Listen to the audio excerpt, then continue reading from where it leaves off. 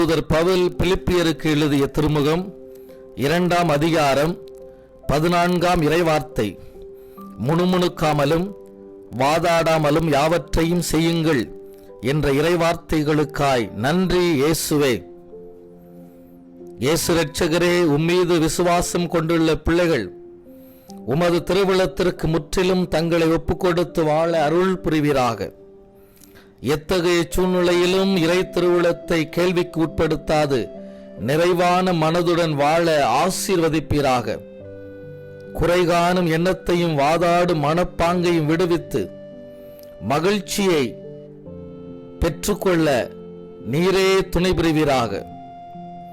உமது பிள்ளைகள் கையீட்டு செய்யும் எல்லா காரியங்களிலும் வெற்றியை தந்தருள்வீராக.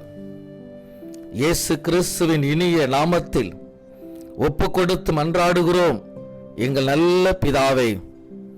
ஆமென், ஆமென், ஆமென்.